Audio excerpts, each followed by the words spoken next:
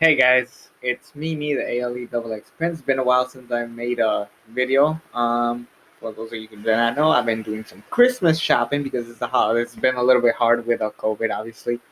I'm fine, but I am fucking freezing because somehow it's fucking freezing. And I got my tea.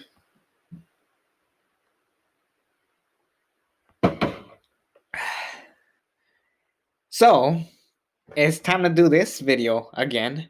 This is gonna be my WrestleMania Ultimate Card Challenge. I did one for SummerSlam. I got the inspiration from Jerichoholic 8704, so you could go down and check out his channel, Jerichoholic 8704. One of my closest friends in the YWC in a while, even though we haven't talked in a while. And fairly so, life gets in the way. But he inspired me to do the SummerSlam one. I'll have a link to that video as well. And now it's time to do WrestleMania, where it all began. I'm gonna change the rules up a bit, and you guys could all play along. But here are the rules if you do want to get involved with this one. So here are the rules. So you get to use you could only use WrestleMania matches that actually happen. 8 matches total. Last time it was 7 with the SummerSlam challenge, and this time it's going to be 8 matches. The main event and the opening match have to be the exact same one, so you can't have Kurt Angle and Chris Benoit in the opening segment, because that was not the opening match, and you can't have Hogan and Rock in the main event, even though it should have been the main event that year. So you can't do that. You cannot repeat wrestlers, stipulations, or years. Similar to last time. So like if you can't have 2 Mania 21 matches, and you can't have uh like 3 Shawn Michaels matches. You can't do that. You can't repeat wrestlers, years, or stipulations. So if you're gonna have a ladder match, you can only have one ladder match. You must have. There's a new thing I changed. You must have 5 belts on the line this night.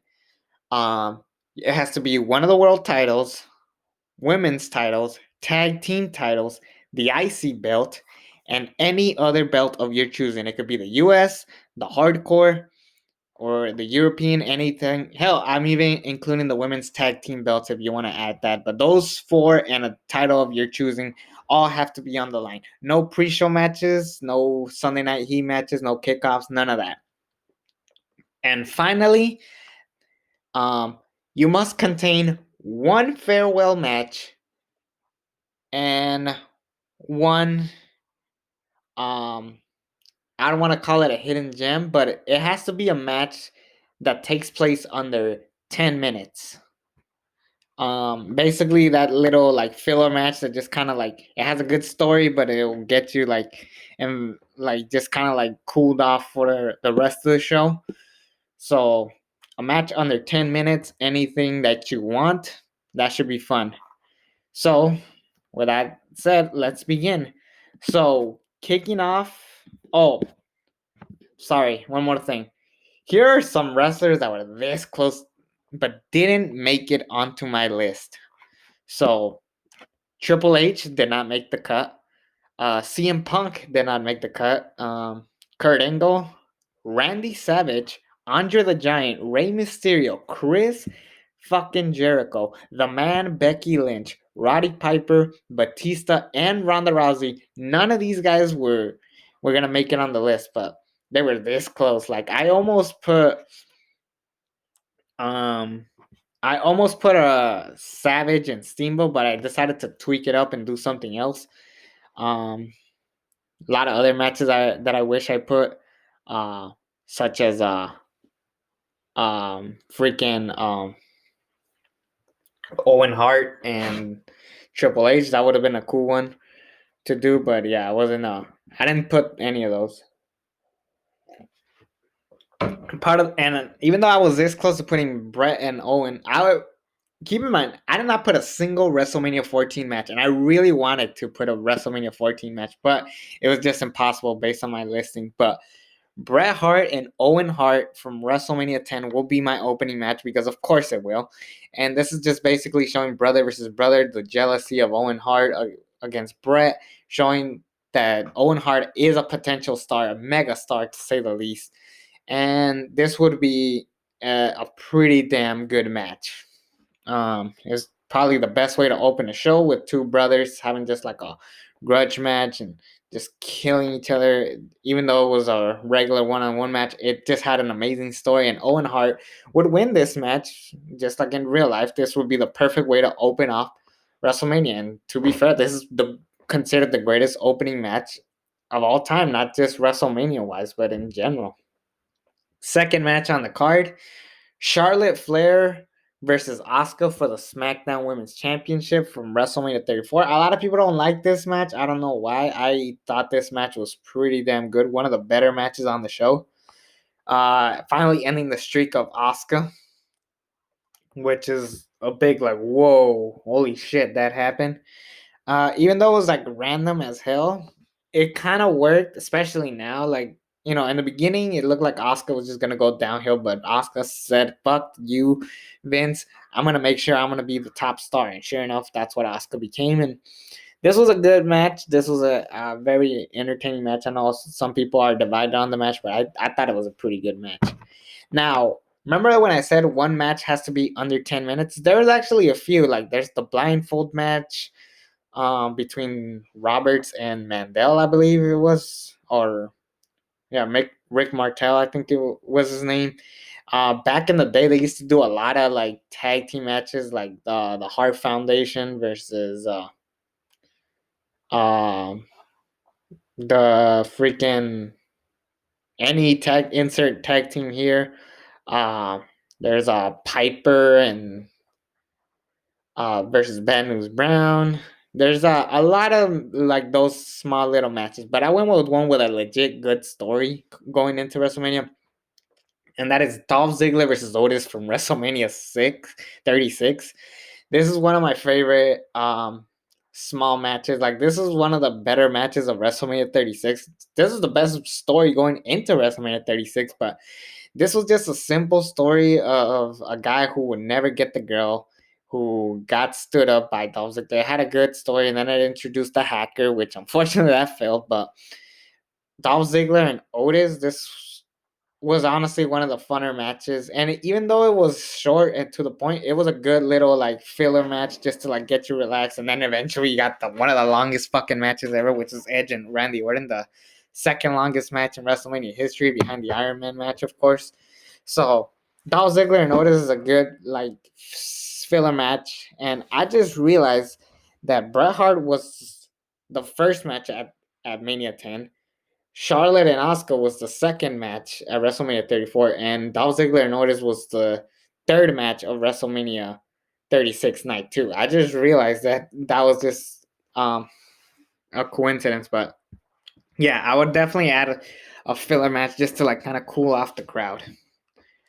Um, Fourth match on the show, Dudley Boys, Hardy Boys, and Edge and Christian for the WWF Tag Team Champions in a TLC match from WrestleMania 17. Yes, I decided to pick the WrestleMania 17 match because this one was more hardcore, more extreme, more balls to the walls, and it gave us Rhino, Spike, Dudley, and Lita. Some people say that those guys were filler and bullshit to the story, but it just made the matches more creative because it was like, if we didn't have those three, I guarantee you this would have been exactly like the one at SummerSlam. So adding those three guys were also great just to change up the match type once again. And this was the best culmination for these three tag teams. It's just one of the greatest trilogies of matches. And I decided to pick TLC 2 because that one was way more epic. People got way more hype. And yes, obviously this is just fantasy booking, but like having the people know that, oh shit, those guys had those matches, what the hell are they gonna do now?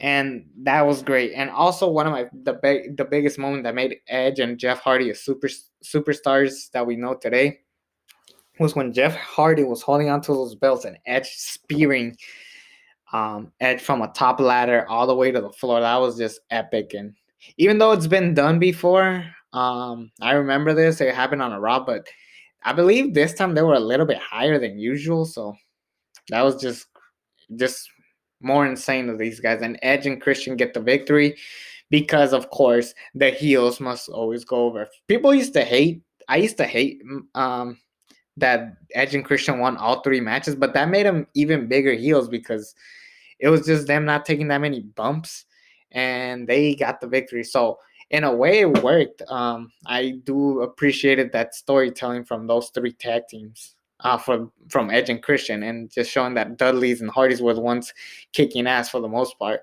and Edge and Christian were the sneaky heels. That made them that made those matches even better. Now that I think about it. Number 5, oh boy. Some people might like this match here, some people might not. But Rusev and John Cena from WrestleMania 31 for the United States Championship. Part of the reason why I picked this match is because knowing that this made John Cena go to the mid card and kind of develop and make the US belt as big as possible is kind of why I put this match, just because of what it led to. And honestly, despite the whole America storyline, I thought this was a pretty enjoyable match. I could go without the springboard stunner that honestly pissed off Stone Cold Steve Austin. I couldn't believe that. Uh, I mean, I understand that it was just a dumb move that meant nothing because people just kept kicking out of it. But to be fair, um, it just made no sense. Just someone jumping from the rope and then catching it with the stunner. It was just a silly ass move. I don't know what the hell John Cena was thinking, but I thought this was a good match, and it was just one. I like what it led to, and two, I just liked um that it had one of the slightly more solid storylines going into WrestleMania 31, despite how bad that show was. Now, as you could probably see, I had two streaks in at the exact same WrestleMania. Charlotte beating Asuka, Rusev beating John Cena beating Rusev, and now it's time for the biggest streak of them all. Undertaker, who is he gonna face? Well, that would be Shawn Michaels. So can three streaks go down? No, because if you guys saw WrestleMania 25, saw Undertaker and Shawn Michaels, one of the greatest matches of all time, or one, if not the greatest match of all time, you should know that Undertaker won, and it led to streak versus career, end of an era. It led to all of those matches, and this was just a big epic showing of just two superstars that just wanted to kick ass and just do what they do best. So I love this match. This was an incredible match, one of my favorite matches of all time, bar none. So I had to put it up here. On to my farewell match. I didn't put Flair and Michaels. That was a little bit too obvious. Even though, of course, even though freaking my freaking Flair and Michaels, they came back from retirement. I didn't put streak versus career. Um, so a legit farewell match, even though those would count as farewell matches, and you guys, if you guys wanted to, you guys could put Taker and Michaels streak versus career, and you could put Flair and Michaels, Mania 24. You could put those matches if you wanted to. But for me, my farewell match I went with was from WrestleMania 19, Stone Cold Steve Austin versus The Rock, the finale of the trilogy. And I enjoyed that this was not the main event. I thought that made the stipulation better because it was like, oh shit, this is not the main event, and we're showing the new generation at the next main event, which was Angle and Lesnar. That's not the main event. Even if I wanted to, I couldn't put it. No Brock Lesnar in this show, so some people might go, yes. So Austin and The Rock, from WrestleMania 19. This is definitely their weakest Mania match, but this is still a pretty good match, and it was a good match, showing that it took three straight rock bottoms for The Rock to beat Austin finally, and it was a great farewell to Stone Cold Steve Austin. Even though it wasn't a fantastic match, it was a great finale to Austin's career. The original plan was, believe it or not, Austin and Bischoff again, or it was Austin and Coachman, and Austin's like, hell no, I'm not gonna fight those guys. I want a legit match. If this is gonna be my last match, I want a legit match, which is honestly what Kurt Angle should have done. I don't want to face Baron Corbin. I want to face John Cena, AJ Styles, freaking Jason Jordan, whoever the hell, anybody but Corbin. Fuck that guy. So Austin said, fuck that, I'm facing The Rock, and he got the match that he deserved for a finale. So kudos for Austin. Now, a lot of you might be wondering, yeah, you already said 7 matches. You didn't have an IC title match, and you didn't have a world title match. Well, I never said that you can't have a title for title match. And because these are the 2 belts required, and this is my main event. My main event is Hulk Hogan versus the Ultimate Warrior, the Ultimate Challenge, WWF Championship, Intercontinental Championship, winner take all. Mania 20, WrestleMania 6, one of the biggest main events ever, when babyface versus babyface wasn't a big thing back in the day. Oh, this was such a special match. I like this match more than Savage and Hogan. A lot of people say they like that one more than this one. For me, this was just an epic match because Ultimate Warrior just felt like a superhero, and you guys know how much I love superheroes. So that epic moment of Warrior and Hogan holding those 2 belts was just an epic moment, and it was rare to see Hulk Hogan get pinned like this. So it was just an epic match, an epic moment, the ultimate challenge. I loved it. I thought it was a fantastic match. Um, so that for me had to be my main event, and it was a perfect way to culminate 2 belts to fit the stipulation that I added, or the rules I applied to this challenge. So just to recap, uh, opening the show, Bret Hart and Owen Hart battle the brothers. Uh, Second match, Charlotte versus Asuka, SmackDown Women's Championship, WrestleMania 34. From WrestleMania 36, my third match is Dolph Ziggler versus Otis. Fourth match, TLC 2 from WrestleMania 17. Fifth match from WrestleMania 31, Rusev versus John Cena. Sixth match, Undertaker versus Shawn Michaels. Seventh match, Austin versus The Rock, Mania 19. And the main event was Hulk Hogan and Ultimate Warrior title for title match. What do you guys think? What matches would you have added? Follow the rules that I applied. I will write them down in the link below. It's me, the ALE XX Prince. Subscribe to this channel if you haven't already. And until then, I'm out.